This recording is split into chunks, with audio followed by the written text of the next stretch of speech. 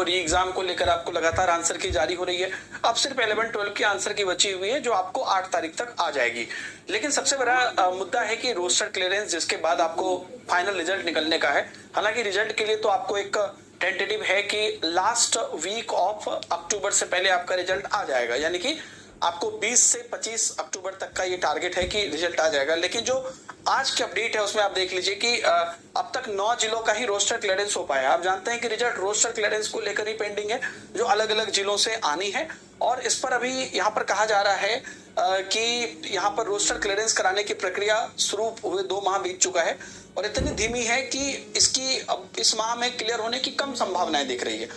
अब देखिए, ध्यान से सुनिएगा इस चीज को। जानकारी के अनुसार अभी तक केवल 9 जिलों यानी कि जो है भोजपुर, गोपालगंज, लखीसराय, मधुबनी, नवादा, शेखपुरा, सुपौल, वैशाली और बेगूसराय जिले से ही रोस्टर क्लियरेंस हो पाया है।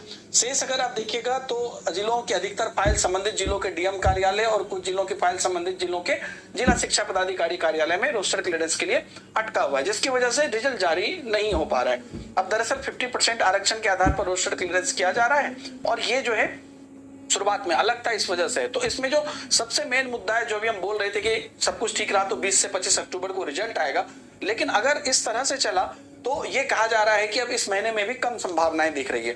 एक और चीज मैं आपको यहाँ पर दिखाना चाहूंगा, जो 24 तारीख को आया था नोटिस, उस समय पर भी हर जिलों को ये बोला गया था, आप देख सकते हैं यहाँ पर निदेशक प्राथमिक शिक्षा के द्वारा, कि आप देख लीजिए रोस्टर क्लियरेंस उपलब्ध कराने के संबंध में ये कहा जा रहा था कि बार बार रिक्वेस्ट करने के बाद भी डिले हो रहा है, इतनी लंबी अवधि बीत जाने के बाद भी नहीं किया गया है, तो इसको जल्द से जल्द किया जाए। लेकिन उसके बाद भी अब देखिए यहाँ पर 8-10 दिन हो चुका है, लेकिन अभी भी इस पर कोई खास अपडेट नहीं है।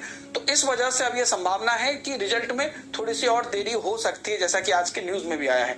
और उसके साथ साथ एक और थोड़ा अलग टाइप का अपडेट है दोस्तों, लेकिन ये लगातार हर जिलों से आ रही है। जैसे कि एक समस्तीपुर जिले से है कि जो लोग बिहार के निवासी नहीं है उनका पात्रता प्रमाण पत्र यानी कि सीटेट, बीटेट या एस्टेट उपलब्ध कराने के संदर्भ में, क्योंकि आप जानते हैं कि जो आरक्षण का लाभ नहीं मिलना चाहिए था अदर स्टेट के कैंडिडेट को, वो मिला है, या मार्क्स के बेसिस पर या सीटेट के मार्क्स या महिलाओं के आरक्षण को लेकर, तो उस पर अब जांच पड़ताल चल रही है। और लगभग हर 2 दिन 3 दिन पे कहीं ना कहीं कोई ना कोई जिले से ये अपडेट आ रही है। जो TRE 1 और TRE 2 में टीचर बन गए हैं उनको, अगर इस तरह का कोई पाया जाता है तो उनको फिर निकाला जाता है। यहाँ से एक चीज ये है कि जो भी इलीगल कैंडिडेट हैं, जो इलीगली गए हैं, उनको हटाने के बाद तो सीटें बचेंगी। तो यहाँ सब आप ये उम्मीद लगा सकते हैं कि TRE 4 में नंबर ऑफ सीटें इन सभी वजहों से भी बढ़ेगी। अगर वो सीटें सब मिला के 2000-5000 भी है तो वो एक बड़ा नंबर है, क्योंकि बाकी स्टेट में देखिए तो वैकेंसी ही 10,000-15,000 आती है।